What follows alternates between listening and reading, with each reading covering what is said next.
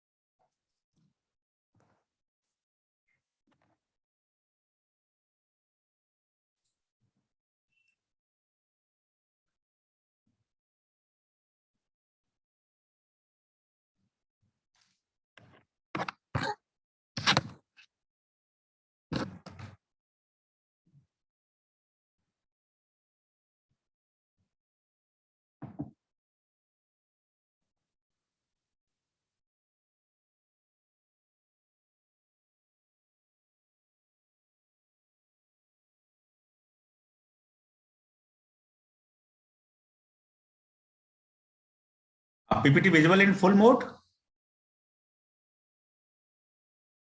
Yes, sir. Visual है. Visible, okay.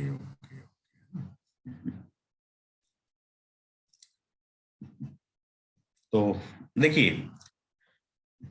in the module 1 we have concentrated on the linear element, ठीक है, जिसके सिर्फ क्या होते थे, दो नोड होते थे, 1 2। हमने कंसीडर किया क्वाड्रेटिक एलिमेंट जिसमें 3 नोड होते थे, 1 2 3। हमने कंसीडर किया क्यूबिक नोड जिसमें कि 4 नोड होते थे, 1 2 3 4। इन सभी के लिए हमने सेफ फंक्शंस कैलकुलेट किए, बताओ किए या नहीं? Yes, sir. है ना? और सेफ फंक्शन कैलकुलेट किए कौन कौन सी मेथड से किए हमने? सेरेंडिपिटी अप्रोच से भी किए, और किससे किए बताओ? दूसरी का नाम क्या था? Lagrange approach. याद आ रहा है थोड़ा सा? सेरेंडिपिटी अप्रोच से भी किए, लैग्रेंज अप्रोच से भी किए, दोनों से आंसर तो सेम आते हैं, बस तरीका थोड़ा अलग होता है। इसमें सेरेंडिपिटी में स्केल फैक्टर का फंडा है ना? स्केल फैक्टर यूज करते हैं हम लोग, SF, ठीक है, और लैग्रेंज का अपना तरीका है। तो अब इस मॉड्यूल 2 में अब हम लीनियर, ये सारे के सारे क्या हैं? लेंथ एलिमेंट है ना? एक पर्टिकुलर डायरेक्शन में ये काम कर रहे हैं। Suppose this is X direction, so this is also X, this is also, so all are working in 1 dimension only, ठीक है। अब हम आएंगे ऐसे एलिमेंट्स जो 2 डायमेंशन में काम करें। तो 2 डायमेंशन के लिए अब हमारे पास हो सकते हैं, तो ट्रायंगुलर एलिमेंट हो सकता है, क्या हो सकता है? Triangular element. तो ट्रायंगुलर एलिमेंट के बारे में मैं थोड़ा सा आपको बता दूं कि जैसे सपोज एक ट्रायंगल है ना? This is a triangle. मान लेते हैं कि इस ट्रायंगल का नाम हम दे देते हैं, लेट 1 2 3, है ना? 1 2 3 दे देते हैं, कुछ भी नाम दे सकते हैं एज पर आवर चॉइस। तो चलिए, हमने इसको दे दिया 1 2 और 3, ठीक है। अब ये जो एरिया है, अब ये 2 डायमेंशनल एलिमेंट है, तो अब इसके अंदर बहुत सारे पॉइंट्स होंगे। तो ये आपका 1 है, तो इस नोड पे सेफ फंक्शन की वैल्यू कितनी होगी बताओ जरा? इस पॉइंट पे N2 की वैल्यू क्या होगी? इस पॉइंट पे n3 की वैल्यू क्या होगी? ठीक है, अब यहाँ पे कितने सेफ फंक्शन है टोटल? 3 सेफ फंक्शन है, n1 n2 n3। कितने सेफ फंक्शन है? 3, n1 n2 n3। देखो अब यहाँ पे 2 होते थे कि नहीं, n1 n2, यहाँ पे कितने होते थे? 3, n1 n2 n3। तो जितने नोड होते हैं उतने ही सेफ फंक्शन होते हैं। ठीक है, तो ये 3 सेफ फंक्शन है, तो इसको हम कहेंगे 3 नोडेड ट्राइंगल। क्या कहेंगे हम इसे? 3 नोडेड ट्राइंगल। बात समझ में आ गई? इसी तरह से एक देखो, मैं दिखाता हूं आपको। एक दोबारा से मैंने मान लो वो बना दिया, एक ट्राइंगल बना दिया, 1 2 3। मैंने इनके बीच में पॉइंट ले लिए 4 5 6। ठीक है, तो है तो ये ट्राइंगल ही, तो इसे हम कहेंगे 6 नोडेड ट्राइंगल। 6 नोडेड। तो यहाँ पे कुछ कंसेप्ट आता है, ऐसे 9 नोडेड हो सकता है, 6 नोडेड हो सकता है, 3 नोडेड हो सकता है। तो जैसे जैसे नंबर ऑफ नोडेड बढ़ेगा वैसे वैसे हमारी प्रॉब्लम की सॉल्यूशन की एक्यूरेसी इंप्रूव होती है। जैसे वहां पे 1 डायमेंशन में लीनियर से क्वाड्रेटिक होने पे इंप्रूव होती है ना, क्वाड्रेटिक से क्यूबिक होने पे इंप्रूव होती है। इसी तरह से यहाँ पर 3 नोडेड से जब आप 6 नोडेड पे जाएंगे तो एक्यूरेसी इंप्रूव होगी, 9 नोडेड पे जाएंगे तो एक्यूरेसी इंप्रूव होगी।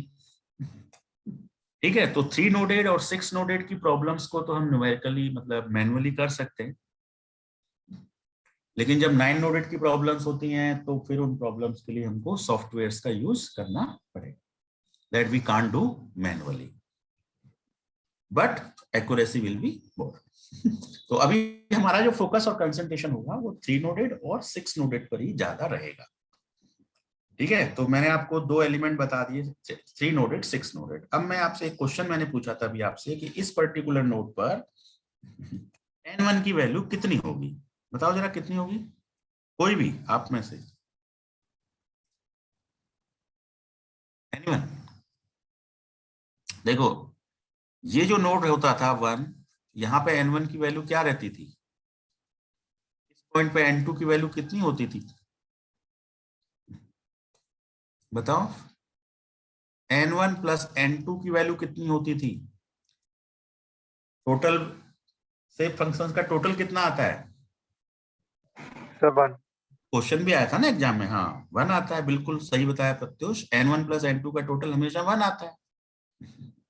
तो जब n1 1 होगा तो n2 0 होगा अपने आप। तो पॉइंट नंबर 1 की यदि बात करें तो पॉइंट नंबर 1 पर, है ना, तो पॉइंट नंबर 1 पर, इस पॉइंट पर पहला सेफ फंक्शन की वैल्यू 1 होगी। कितनी होगी वैल्यू? 1। और दूसरे सेफ फंक्शन की वैल्यू कितनी हो जाएगी? 0। इस पर्टिकुलर पॉइंट के लिए, इस पर्टिकुलर पॉइंट के लिए n2 1 हो जाएगा, n1 0 हो जाएगा। ठीक है, ऐसे ही आप किसी और पॉइंट के लिए निकालेंगे तो उनका टोटल तो 1 आएगा, लेकिन n1 n2, अब n1 n2 का फॉर्मूले क्या थे याद करो तो, 1 माइनस जीटा बाई 2 और दूसरा क्या था? 1 प्लस जीटा बाई 2। तो इस पॉइंट के लिए हमारा जीटा कितना हुआ करता था? -1, है ना। और इस पॉइंट के लिए जीटा कितना हुआ करता था? +1। तो अभी देखो जीटा की जगह यदि आप -1 रखेंगे तो आपको ये दोनों वैल्यू मिल जाएंगी, 1 और 0। करके देख लो, एक बार करके देखिए, आ रहा है? यस सर, आ रहा है। आ रहा है ना।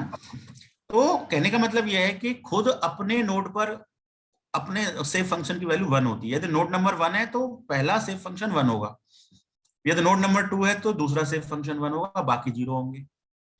तो अब इस कंसेप्ट को देख के आप यहां बता सकते हो ना कि n1 कितना होगा, n2 कितना होगा, n3 कितना होगा? बताओ,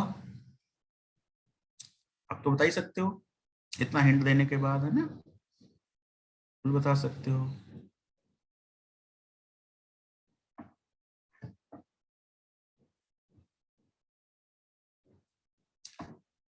हाँ कोई बताइए, ट्राई तो करिए, बोलिए। हाँ फाइल इज विजिबल और नॉट? यस सर Visible है, sir. विजिबल। हाँ, तो देखो हम बात कर रहे हैं नोड नंबर 1 की, तो n1 की वैल्यू कितनी हो जाएगी 1। जिस नोड पे काम करोगे तो n1 1 है तो n1 1 हो जाएगा, 2 है तो n2 1 हो जाएगा, तो इस पॉइंट पे n2 1 हो जाएगा, बाकी सब 0। इस पॉइंट पे n3 1 हो जाएगा, बाकी सब 0। ऐसे ही इस पॉइंट पे n1 1 हो जाएगा, बाकी सब 0। तो इस पॉइंट के लिए सेव फंक्शन क्या हुए 1 0 0, तो 1 0 0।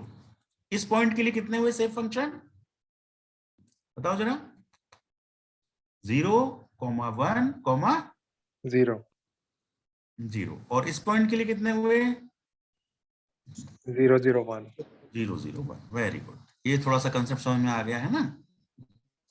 तो 1 0 0 0 1 0 0 0 1। ठीक है, अब मैं जरा सा इसी पे फिर काम करूंगा। अब 3 नोडेड पे थोड़ी सी बात करूंगा। ये देखिए, फिर दोबारा से मैंने एक 3 नोडेड बनाया। अब मुझे यहाँ 1 0 0 लिखने में तो कोई दिक्कत है ही नहीं। अब आप समझ गए हैं ना, ये 0 0 1 में लिख सकता हूं इसको। ठीक है, यदि मैं मिडिल पॉइंट की बात करूं तो इस पॉइंट के क्या होंगे सेव फंक्शन, जरा बताओ? पॉइंट नंबर 4 के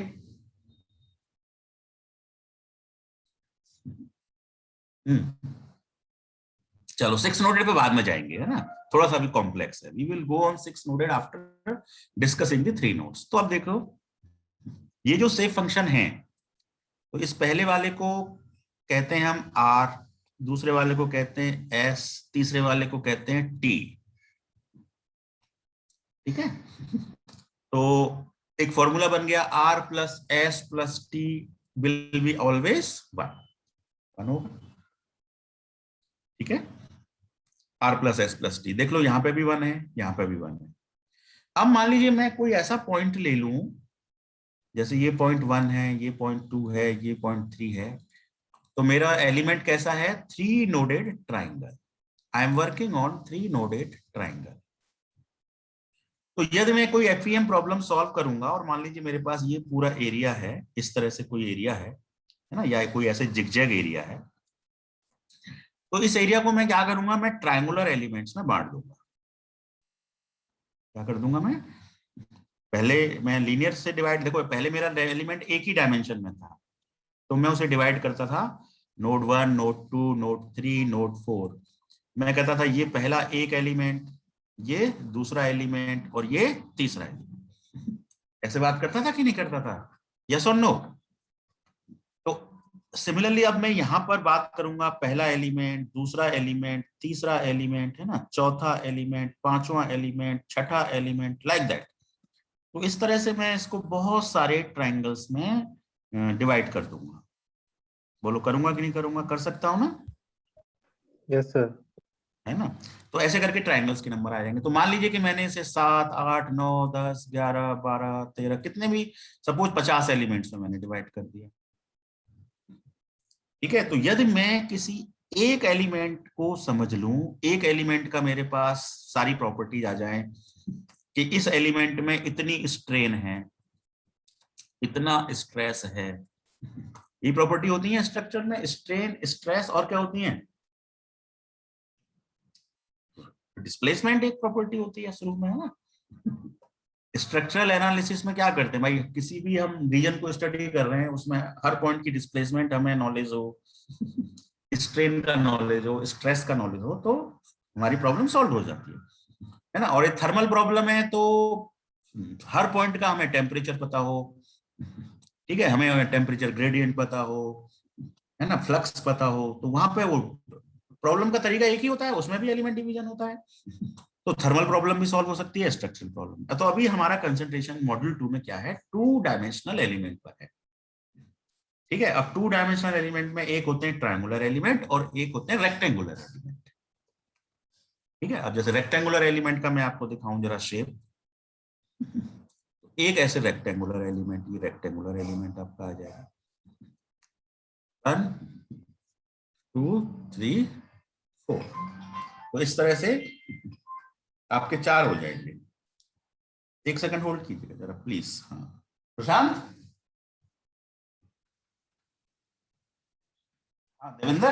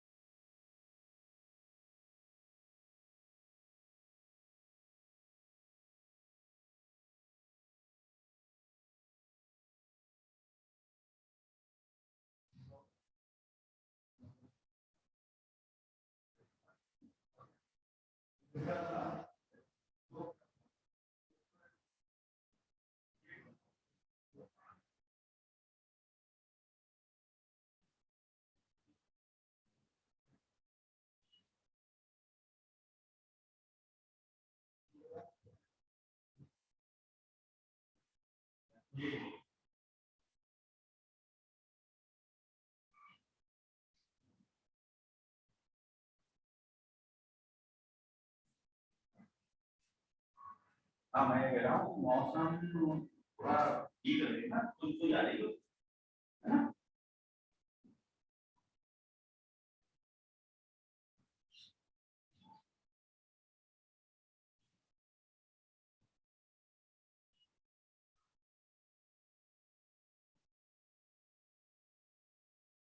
हाँ हाँ हाँ तुम ऐसा करो, तुम आ जाओ वैसे कोई देख लो तुम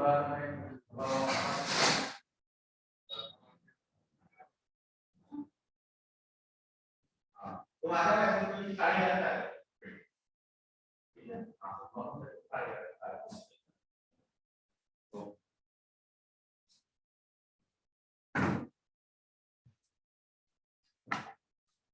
हाँ जी मैं आवाज आ रही है मेरी, सुन पा रहे हैं मुझे? Yes, sir. हाँ तो ये देखो रेक्टेंगुलर एलिमेंट में बना दिया, तो अब इसको हम क्या कहेंगे, 4 नोडेड रेक्टेंगल। क्या नाम होगा, 4 नोडेड रेक्टेंगल। तो अब हमारा काम क्या है, देखो एफईएम में सबसे इंपॉर्टेंट चीज क्या है, शेप फंक्शन। तो शेप फंक्शन जैसे अब लीनियर में करते थे तो n1 के लिए फॉर्मूला हमारे पास था 1 माइनस जीटा बाई 2, n2 के लिए था 1 प्लस जीटा बाई 2, था कि नहीं था बताओ? प्रूफ भी करे हमने, प्रूफ करे थे ना 1 और 2। ऐसे ही जब क्वाड्रेटिक एलिमेंट था 1 2 3 तो क्या फॉर्मूले थे बताओ, n1 के और n2 के और n3 के? यहाँ के तो चलो मैंने बता दिए, 1 माइनस जीटा बाई 2, n2 बराबर 1 प्लस जीटा बाई 2। अब यहाँ पे क्या थी क्वाड्रेटिक के केस में, प्रत्युष जरा बताओ। Sir, N1 था 1/2 zeta minus 1 into zeta zeta. Zeta minus 1/2 हाँ, yes, sir. ये था, Yes, sir. चेक करो। और n2 Zeta plus 1/2. और ये था शायद 1 माइनस Sir, जीटा स्क्वायर, ऐसे था है ना। हाँ sir, 1 minus zeta square. ठीक है, ये था। तो देखो जैसे ही एलिमेंट बदलता है, लीनियर में कुछ और फॉर्मूले हैं, क्वाड्रेटिक में कुछ और फॉर्मूले हैं, क्यूबिक में कुछ और फॉर्मूले हैं, n1 n2 n3 n4 कुछ अलग ही फॉर्मूले, मतलब फॉर्मूले हमेशा एलिमेंट बेस्ड होते हैं। तो अब जैसे हम बात करें ट्रायंगुलर एलिमेंट की, तो ट्रायंगुलर एलिमेंट में यदि हमारा ये 3 नोडेड है तो कितने शेप फंक्शन होंगे, n1 n2 n3, तीन ही तो होंगे। तो इन तीनों के लिए क्या फॉर्मूले होंगे, तो वो फॉर्मूले हमको किस फॉर्म में निकालने पड़ेंगे। अब जैसे इसके कोऑर्डिनेट्स थे 1 0 0, तो इसको हम अब क्या कह रहे हैं, आर एस टी। तो अब ये फॉर्मूले हमारे पास आर एस और टी के फॉर्म में आएंगे। ठीक है, लीनियर एलिमेंट में हम क्या करते हैं, जीटा बराबर -1 और यहाँ करते हैं जीटा बराबर +1। तो हमारे फॉर्मूले किस फॉर्म में आते हैं, जीटा के फॉर्म में आते हैं, है ना, जीटा के फॉर्म में आते हैं। अब यहाँ पे हमारे पास जो फॉर्मूले आएंगे वो किस फॉर्म में आएंगे, आर एस और टी के फॉर्म में। तो अब आप टी को एलिमिनेट कर देते हैं, है ना। देखो टी को एलिमिनेट कैसे करेंगे, R plus S plus T equal to 1। तो टी कितना हो जाएगा, 1 माइनस आर माइनस एस। तो यदि हमें आर पता है एस पता है तो हमको टी अपने आप निकल जाएगा। ठीक है, यदि आर पता है एस पता है तो टी। तो कुल मिला के 2 ही अननोन माने जाते हैं, ये 3 अननोन नहीं माने जाते हैं। कितने अननोन माने जाते हैं, 2 ही अननोन माने जाते हैं, क्योंकि तीनों का टोटल 1 होता है तो तीसरा अपने आप निकल जाता है 1 में से माइनस कर, तो 2 ही अननोन होते हैं। ठीक है, तो अब ये जो इसके जो फॉर्मूले बनेंगे वो बनेंगे आर के फॉर्म में और एस के फॉर्म में। ठीक है, टी और उसको हम एलिमिनेट कर देंगे। तो अब जो भी फॉर्मूला n1 का आएगा वो आर और एस के फॉर्म में आएगा, n2 का भी आर और एस के फॉर्म में आएगा, n3 का भी आर और एस के फॉर्म में ही। यहां तक क्लियर है, कोई दिक्कत तो नहीं है? क्योंकि अब मैं फॉर्मूले फिर आपके सामने पेश करूंगा, फॉर्मूले निकालूंगा जो आर और एस के फॉर्म में आने वाले हैं। ठीक है, कोई एक ही फॉर्मूला हर जगह नहीं चलेगा, एलिमेंट के हिसाब से फॉर्मूले अलग अलग होंगे। ठीक है, तो अब हम अपनी स्टडी ट्रायंगुलर एलिमेंट पे फोकस कर रहे हैं कि उसके लिए सेफ फंक्शंस की वैल्यू क्या होगी। ठीक है, तो चलिए दोबारा से मैंने ट्रायंगुलर एलिमेंट बना लिया, ये ट्रायंगुलर एलिमेंट है। इस पॉइंट के लिए कोऑर्डिनेट्स लिख सकता हूं 1 0 0, इस पॉइंट्स के लिए लिख सकता हूं 0 1 0, इस पॉइंट के लिए लिख सकता हूं 0 0 1। अब मैं यहाँ पे ऐसे कुछ ले लेता हूं, ये डायरेक्शन मेरी आर हो गई और ये डायरेक्शन मेरी क्या हो गई, एक तरह से एस मान लो। मतलब अब आर और एस मेरे लिए दो अननोन है। ठीक है, अब मैं इसके अंदर, ये 3 नोडेड ट्राइंगल है, इसके अंदर कोई एक पॉइंट ले रहा हूं, that let the point is P. ठीक है, तो अब इस पी पॉइंट के लिए, इस पी पॉइंट के लिए, P is a very general point, it is a general point, है ना, with in the element, it is general point with in the element. तो इस जनरल पॉइंट के लिए n1 कितना होगा, है ना, मतलब पी पॉइंट के लिए n1 क्या होगा, n2 क्या होगा, n3 क्या होगा, ये मुझे चाहिए। तो देखो क्या कंसेप्ट है, p को आप ज्वाइन करो, है ना, 2 से और 3 से,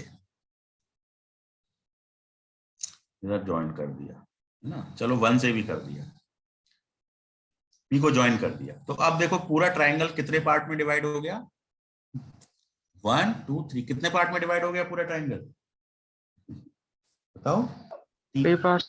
3 पार्ट में डिवाइड हो गया। तो जब हम वन पॉइंट नंबर 1, मतलब पहले से फंक्शन की बात करेंगे n1 की, तो हम क्या लिखेंगे, n1 इक्वल टू एरिया 1 के सामने वाला triangle P23, area of triangle P23 divided by पूरा ट्राइंगल 1 2 3। ध्यान से समझना है इसको, जब मैंने 1 की बात करी तो इसके सामने वाला ट्राइंगल, यानी कि ये वाला ट्राइंगल, तो इस ट्राइंगल की क्या वो है, नाम क्या है, P23, है ना। हाँ जी, हाँ, हेलो, अच्छा अच्छा, ठीक है बेटा, ठीक, ठीक है, आ रहा हूं, है ना।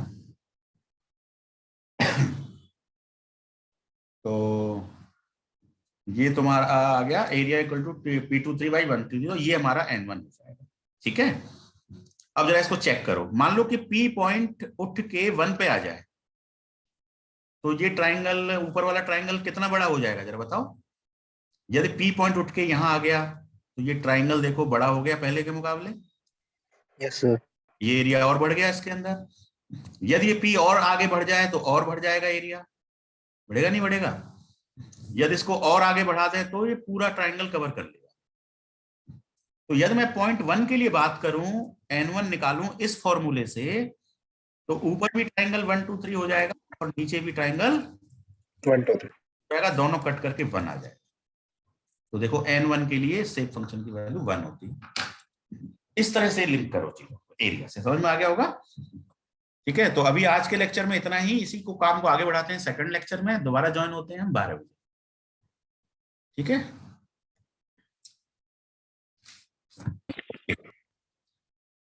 कोई लेट तो नहीं ज्वाइन हुआ है, चलिए आप 2-3 मिनट और खुला हुआ है, उसके बाद बंद कर दीजिए, है ना। ठीक है, ओके, क्लास फिनिश है, अब दूसरी क्लास 12 बजे, बाकी लोग लेफ्ट हो जाइए आप लोग, है ना। ओके।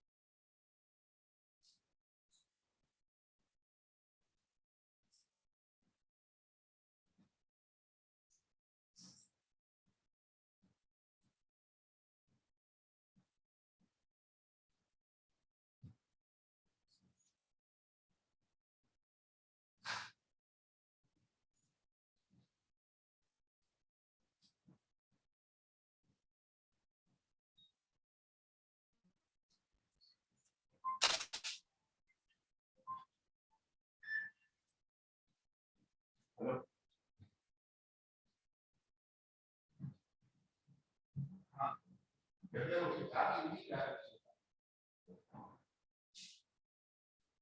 जी, धन्यवाद आपका, थैंक यू।